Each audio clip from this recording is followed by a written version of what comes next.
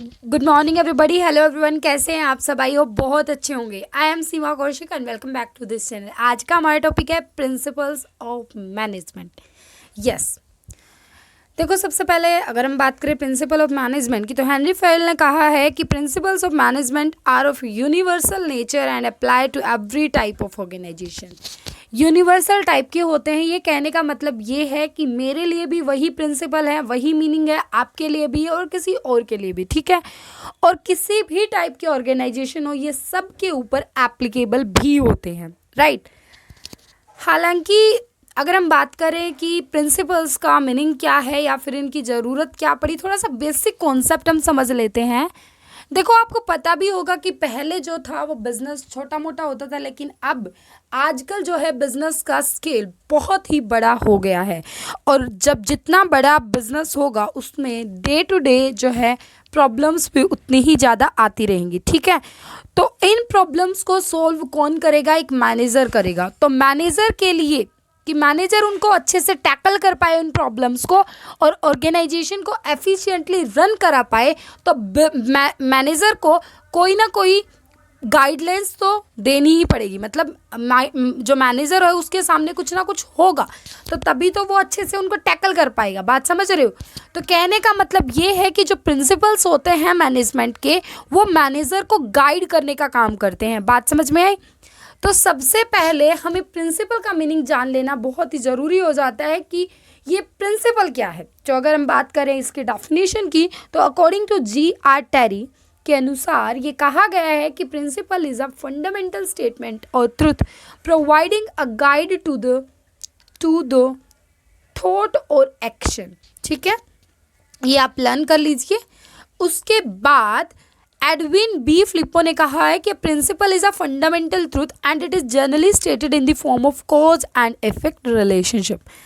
हम बात करते हैं कि जो प्रिंसिपल ऑफ मैनेजमेंट होता है उसके फीचर्स क्या क्या हैं, उसकी विशेषताएं क्या क्या हैं, उसका नेचर कैसा है। तो सबसे पहली बात है कि प्रिंसिपल जो हैं वो यूनिवर्सल एप्लीकेबिलिटी है। कहने का मतलब है किसी पर्टिकुलर एक एक्टिविटीज़ पर ये काम नहीं करते, इनकी जो एप्लीकेशंस हैं वो यूनिवर्सली है। समझ में आ रही है बात? यूनिवर्सल एप्लीकेबल है। मेरी बात समझ में आई? तो चाहे वो बिजनेस हो चाहे वो नॉन बिजनेस हो, ये हर जगह पर एप्लीकेबल है। ध्यान यहीं पर लेकर आओ, ठीक है। क्या बोला मैंने? Universal applicability. सेकेंड पॉइंट आता है आपका जनरल गाइडलाइंस। देखो, प्रिंसिपल्स ये नहीं है कि आपके ऊपर थोपे जा रहे हैं कि आपको ये अप्लाई करना है तो करना है। जैसे क्या साइंस में होता है कि जो रूल्स एंड रेगुलेशन जो भी हैं, आपको जो मिलाना वो जो भी कुछ है, मुझे इतने साइंस नहीं आती, तो वो क्या करना ही करना पड़ेगा। लेकिन ये क्या है? ये जनरल गाइडलाइंस है। ये आपको बताते हैं आप इस तरीके से करिए, अगर आप इस तरीके से करोगे तो आपको ये फ़ायदा होने वाला है। समझ रहे हो मेरी बात? तो ये आपको गाइडलाइंस प्रोवाइड करता है। ये नहीं है कि आपको अच्छे से, कहने का मतलब है आपको कहेंगे कि फोर्सफुली कि ये अप्लाई करो करो, नहीं, ऐसा कुछ नहीं है। थर्ड पॉइंट है form by practice and experimentation. देखो, जैसे कि साइंस में होता है कि आपके कोई भी प्रिंसिपल की जो डेवलपमेंट होती है, प्रिंसिपल का जो मतलब आपके सामने निकल कर आता है, वो बहुत ही एक्सपेरिमेंट के बाद आता है, ठीक है। सेम वे में ये भी बहुत ही प्रैक्टिस और एक्सपेरिमेंट के थ्रू ही आते हैं। किसी मैनेजर को कोई प्रॉब्लम आई होगी, ठीक है, अब वो जो प्रॉब्लम है उसको टैकल करना बहुत ही मुश्किल पड़ रहा होगा, तो उसने कुछ ना कुछ निकाला होगा ना। जैसे आपके सामने कोई प्रॉब्लम आती है, आप एग्जाम्पल लेकर देख सकते हो कि मान लीजिए आप एग्ज़ाम देने जा रहे हो, ठीक है। उस टाइम पर आपको ये प्रॉब्लम आई कि जब आप एग्ज़ाम देने जा रहे थे तो उस टाइम पर क्या हुआ कि आपने पहले तो टाइम को देखा नहीं। जब आपके ओनली 10 मिनट्स रहते थे, जब आपके 20 क्वेश्चन रहते थे, और जब आपने देखा तो वो लास्ट के 20 क्वेश्चन बहुत ईजी थे, तो आपका दिमाग ख़राब वैसे ही हो गया। और आपकी जो 10 मिनट थी ना, उसमें आप 5 भी क्वेश्चन सोल्व नहीं कर पाए, क्योंकि आपका दिमाग ही ख़राब हो चुका था उस टाइम पर कि हाय रब्बा, मैंने पहले क्यों नहीं किया ये, ठीक है, ये सब पहले मैंने टाइम एडजस्ट क्यों नहीं किया, अब क्यों भागा भागा लग रहा हूँ। तो वो आपकी प्रॉब्लम आई। तो नेक्स्ट टाइम आपने क्या बनाया कि अब अगली बार अगर मैं एग्ज़ाम देने जाता हूँ तो मैं टाइम का पूरा मैनेज करके चलूँगा, ठीक है, टाइम को बिल्कुल भी कम नहीं रहने दूंगा। बात समझ रहे हो मैं क्या कहना चाह रही हूँ? तो यही बात है। सेम वे में आपके प्रिंसिपल्स जो हैं वो फॉर्म किए गए हैं प्रैक्टिस और एक्सपेरिमेंट कर करके। मतलब जो भी प्रॉब्लम आपके सामने अराइज हुई, मैनेजर के सामने अराइज हुई, मैनेजर ने देखा उस प्रॉब्लम का एंड फिर उसको हैंडल करने के लिए उसका सॉल्यूशन निकालना, एक्सपेरिमेंट करना शुरू कर दिया और लास्ट में निकाल दिया, डन। उसके बाद आता है फ्लैक्सिबिलिटी। देखो बेटा, जो प्रिंसिपल है वो आपके रिजिड नेचर नहीं है, ठीक है, आपके ऊपर थोपे नहीं जा रहे, आपको ये नहीं कहा जा रहा कि आपको थोड़ा सा यूज़ नहीं करना है, पूरा इस्तेमाल करना है, ये वो जैसे भी आपकी मर्जी, ठीक है, क्योंकि आपको पता है कि आपका जो बिजनेस है वो बाहर के इन्वायरमेंट से इफेक्ट होता ही होता है।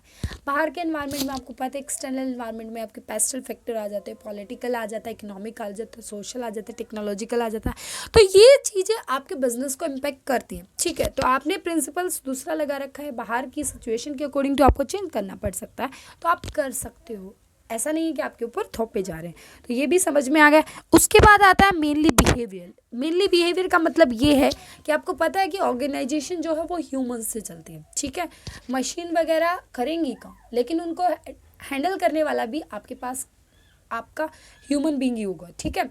तो ये जो प्रिंसिपल्स बनाए गए हैं वो भी ह्यूमंस को ध्यान में रखते हुए बनाए गए हैं।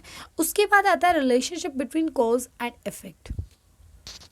देखो, कॉज एंड इफेक्ट के ऊपर रिलेशनशिप बनाते हैं कैसे कि आपके सामने कोई कारण दिखेगा, फिर आप प्रिंसिपल को लगा के देखोगे, फिर आप देखोगे कि हाँ, अगर मैं ऐसे करता हूँ, अगर इन डिसिप्लिन में अगर कोई सामान इधर उधर पड़ा हुआ है और मैं उस पर ऑर्डर वाला प्रिंसिपल फॉलो करती हूँ, तो उसमें क्या लगेगा मुझे, मैं ये सोच रही हूँ कि अगर यहाँ पर ऑर्डर में हो सामान सारा का सारा तो अच्छी बात हो जाएगी, ऑर्डर में होगा तो ये डिस्टर्बेंस क्रिएट ही नहीं होगी, डन। तो मतलब जो उसका इम्पैक्ट है वो हम पहले ही देख लेते हैं, तो इसके थ्रू, ठीक है। उसके बाद आता है आपका कंटीजेंट। कंटीजेंट का मतलब ये है कि जो प्रिंसिपल ऑफ मैनेजमेंट होते हैं वो फिक्स्ड और परमानेंट नहीं होते हैं, ठीक है, वो सिचुएशन और सर्कमस्टांसेस के अकॉर्डिंग टू अफेक्ट होते हैं, जिसका सीधा सीधा रिलेशनशिप आपका जाता है कि मतलब ये जो है वो थोपे नहीं जाते, ये कंटीजेंट है, हो भी सकता है नहीं भी हो सकता है, अप्लाई हो भी सकता है नहीं भी हो सकता है। तो ये थे आपके nature of principal of management. एक बार फटाफट आपको बता देती हूँ। Number 1 universal applicability, number 2 general guidelines, number 3 form by practice and experimentation, 4th flexibility, 5th mainly behavioral, 6th है relationship between cause and effect, 7th है contingent।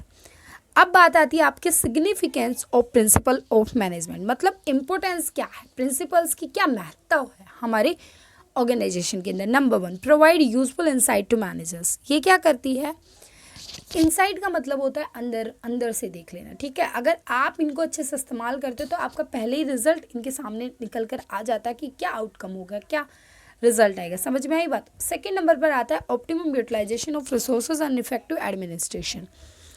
अगर आप प्रिंसिपल्स को फॉलो करते हो तो इसकी इंपॉर्टेंस सीधी सीधी जाती है कि आपके रिसोर्सेज जो हैं वो ऑप्टिमम यूटिलाइजेशन होगा और आपका जो एडमिनिस्ट्रेशन है वो भी इफेक्टिव हो जाएगा। थर्ड पॉइंट आता है साइंटिफिक डिसीजन।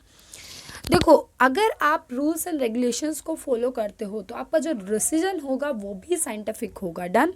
फोर्थ नंबर पर आता है मीटिंग चेंजिंग एनवायरमेंटल रिक्वायरमेंट। जैसे मैंने वहाँ पर बात करी थी फ्लेक्सिबल, कि आपके ऊपर पेस्टल फैक्टर्स का इम्पैक्ट पड़ रहा है, एक्सटर्नल फैक्टर का इम्पैक्ट पड़ रहा है, सेम वे में ये मीट आउट करते हैं मीटिंग चेंजिंग एनवायरमेंट रिक्वायरमेंट। अगर आपको ज़रूरत पड़ती है कि एनवायरमेंट चेंज हो रहा है, उसके साथ साथ आप कैसे उस प्रॉब्लम को हैंडल करो, तो ये प्रिंसिपल आपकी सहायता करेंगे, ठीक है।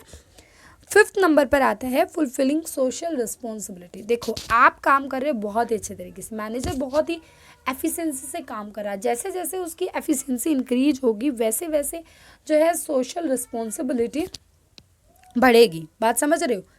क्यों? क्योंकि अगर वो काम अच्छे से हो रहा है तो कंपनी के पास भी कहीं ना कहीं प्रॉफिट आ रहा है, ठीक है। तो सीधा सीधा रिलेशनशिप जाता है सोशल रिस्पॉन्सिबिलिटी की तरफ, ठीक है। बीच में आपका ध्यान दिख जाता है तो ध्यान को लेकर आया करो, ठीक है, बीच में रोक दिया करो, राइट, समझ रहे हो मेरी बात?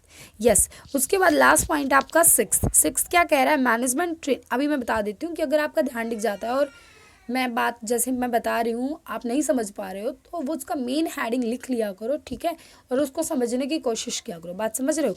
लास्ट पॉइंट है, बिल्कुल ध्यान दीजिए, management training education and research. इसमें क्या है कि the advantage of the principle of management encourage the researcher to bring in more improvement in them. The attitude of the manager has moulded itself in such a fashion that they are doing consciously or unconsciously something new. The principle of management are actually providing education and training to the manager by enriching their theoretical and practical knowledge. कहने का मतलब ये है कि जो principal of management होता है वो आपको थियोरेटिकल भी नॉलेज प्रोवाइड करता है, प्रैक्टिकली भी, कि किस सिचुएशन में आपको किस तरीके से टैकल करना है वो आपको थियोरेटिकल भी प्रोवाइड करेगा और साथ के साथ उसी को प्रैक्टिकली अप्लाई करके भी दिखेगा।